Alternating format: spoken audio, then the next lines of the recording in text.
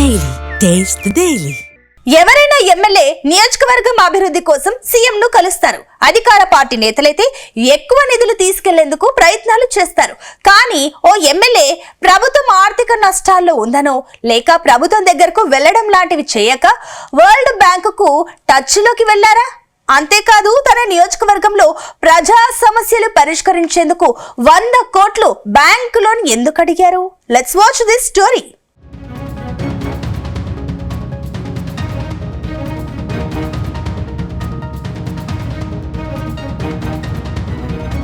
గత అసెంబ్లీ ఎన్నికల్లో కామారెడ్డి జిల్లా ఎల్లారెడ్డిలో కాంగ్రెస్ నేత మదన్ మోహన్ భారీ విజయంతో సాధించారు. అక్కడ సిట్టింగ్ ఎమ్మెల్యే జాజుల సురేందర్ ను ఓడించి ఎల్లారెడ్డి కాంగ్రెస్ జెండా పాతారు.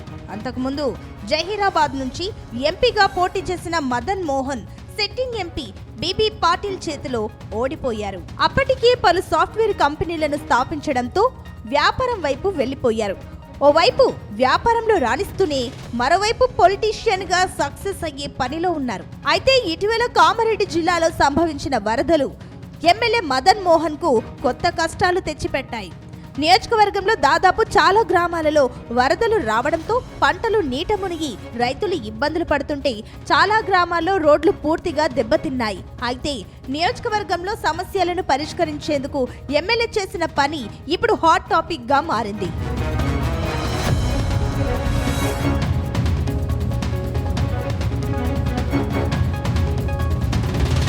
ఇక ఎల్లారెడ్డి నియోజకవర్గంలో ప్రజా సమస్యలు పరిష్కారం కోసం ఎమ్మెల్యే మదన్ మోహన్ ఏకంగా వరల్డ్ బ్యాంకుకు లేఖ రాశారు.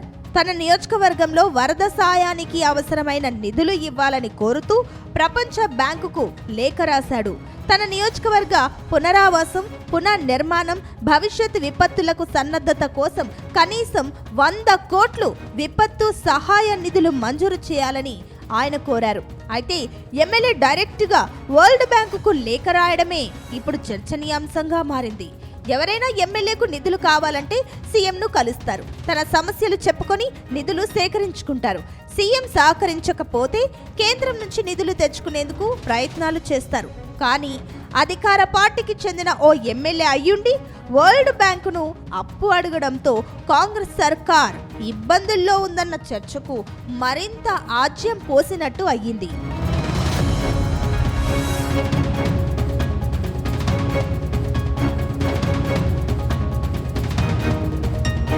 ఇక్కడే ఆసక్తికర చర్చ జరుగుతోంది.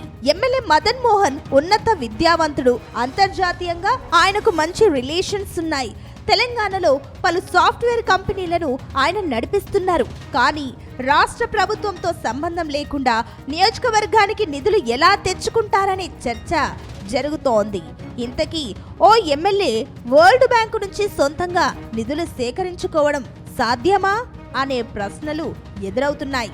ఇక్కడే మరో చర్చ సైతం లేకపోలేదు. ఏదైనా ప్రాంతంలో విపత్తులు సంభవించినప్పుడు అంతర్జాతీయ సంస్థలు స్పందించే అవకాశం ఉంది.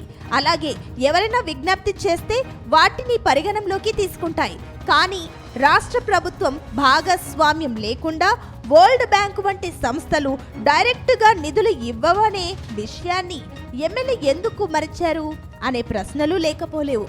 కానీ ఆయన కాంగ్రెస్ ప్రభుత్వాన్ని బద్నాం చేసేందుకే లేఖ రాశారని గుసగుసలు సైతం వినిపిస్తున్నాయి.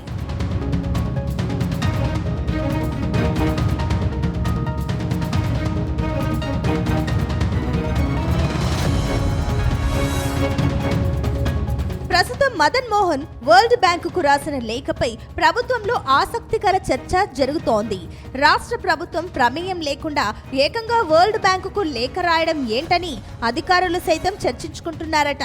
తన నియోజకవర్గానికి సీఎం రేవంత్ రెడ్డి నిధులు ఇవ్వడం లేదన్న చర్చకు తెరలేపేందుకు ఇలా చేశారన్న టాక్ సైతం వినిపిస్తోంది.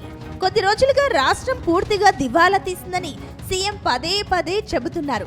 అప్పు చేయనిదే పూట గడవడం లేదని అంటున్నారు. గత ప్రభుత్వం విచ్చలవిడిగా అప్పులు చేయడంతో వాటికి మిత్తులు కట్టేందుకు వచ్చిన ఆదాయం సరిపోతుందని చెబుతున్నారు. ఏకంగా ముఖ్యమంత్రి అప్పుల రాష్ట్రమని ప్రకటనలు చేస్తుండడంతో నిధులు అడిగేందుకు ఎమ్మెల్యేలు సైతం జంకుతున్నారనే టాక్ ఉంది. ఈ నేపథ్యంలో సీఎంను ఇబ్బంది పెట్టడం ఇష్టం లేక తానే సొంతంగా నిధులు సాధించేందుకు ఎమ్మెల్యే ప్రయత్నాలు చేశారా అన్న చర్చ జరుగుతోంది.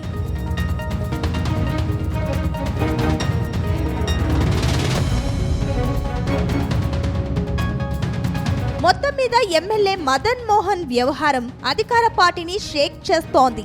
అసలు ఎమ్మెల్యే మదన్ మోహన్ వరల్డ్ బ్యాంకుకు లేఖ రాసింది నిజమేనా, లేఖ ఎందుకు రాయాల్సి వచ్చింది అనే కోణంలో టీపీసీసీ వివరణ కోరే అవకాశం ఉందని అంటున్నారు.